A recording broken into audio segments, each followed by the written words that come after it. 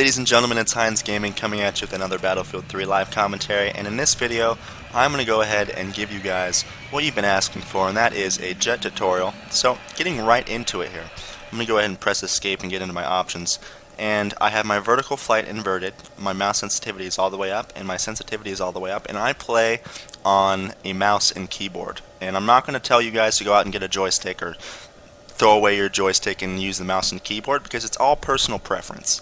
I don't recommend anything. It's just whatever you feel comfortable with flying. If you're good at using the mouse and keyboard, keep using the mouse and keyboard. If you're good at using a joystick, keep using the joystick. Nothing has an advantage over the other. It's all personal feel. I can take down people that use mouse and keyboard, and I can take down people with joysticks, and people with joysticks can sure as hell take me down, and people with the mouse and keyboard can still take me down. It's all about who practices more and who's just a better pilot.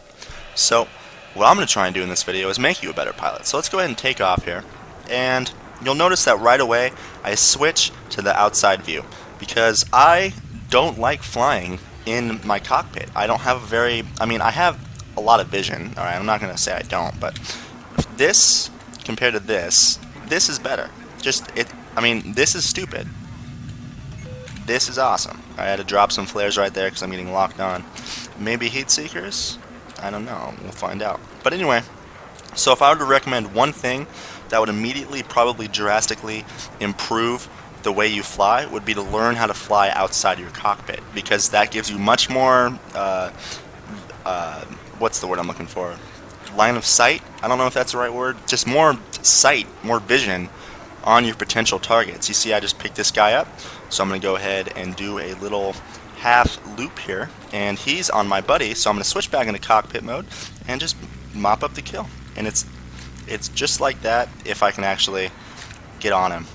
I really overshot him there, but he is disabled and now he's dead. So that's kind of how the cockpit view works. You get a much larger field of view, and then once you can maneuver around behind your enemy target, you can switch back into cockpit mode and take them out. So that's one thing.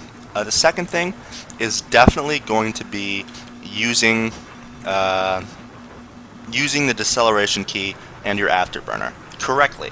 Now, I always use my afterburner when I'm going in a straight line because it makes me go faster, of course. But I don't use my afterburner to go, oops, I thought I bailed out there. I don't use my afterburner to go into a turn. I don't use it in a turn. What I do is I decelerate using the S key, turn into it, and then accelerate out. It's really that simple. That makes you turn that much faster. See? Decelerate, coming out of the turn, accelerate out. Decelerate in, accelerate out. Decelerate in, accelerate out. And when you get in a circle jerk, which is what I call two jets kind of flying in circles around each other trying to get the upper hand on each other, it's just a constant give and take. Constant give and take. Constant give and take. You just got to keep doing it. Once you find the optimal turning speed, which I find to be around, if you look in the upper left hand of my HUD, about 320 to 370, I don't know, I think that's kilometers per hour. I have no idea. I hope that's not kilometers per hour. That's really slow. But anyway, around 320 to 370 speed is your optimal turning speed, and you kind of want to hover around that when you're in one of these circle jerks with an enemy jet. So let's go try and find an enemy jet to actually shoot down. And it looks like there's one over the horizon there. Yeah. Okay, so I'm going to go ahead and decelerate into the turn, catch up to him. I am going to decelerate. I'm behind him now, and I'm going to lead him with my gun and decelerate to make sure I don't overshoot him here. And then basically at this point he's mine. He's not getting away. It's just a matter of time until I kill him, and there he is. So the most important thing, decelerate into your turn, accelerate out. If that's one thing you take from this, even if you don't want to fly outside your cockpit, accelerate or decelerate into your turn, accelerate out. That's the most important thing I can get across to you. Now, you're probably wondering what my vehicle specializations are, and I'm sorry I didn't say it in the beginning of the video. I probably should have, but my vehicle specializations are stealth, flares, as you see I just dropped there, and heat seekers. And I use heat seekers over guided missiles or rocket pods because rocket pods suck.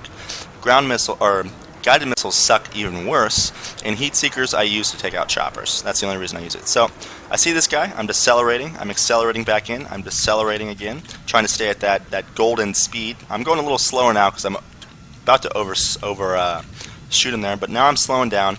I got him. I got him in my sights, and he's dead.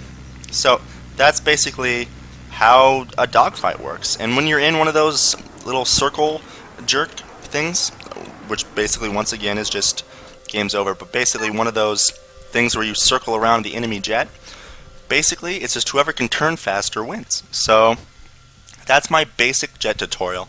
If you want me to go any more in depth whatsoever, just give me a comment or do something in my channel. Just let me know. I'll go in depth. Also, my helicopter commentary is probably going to come out around Saturday. Oops, sorry, my voice cracked. Around Saturday or Friday. So stay tuned for that. And yeah, so this is Heinz Gaming signing off.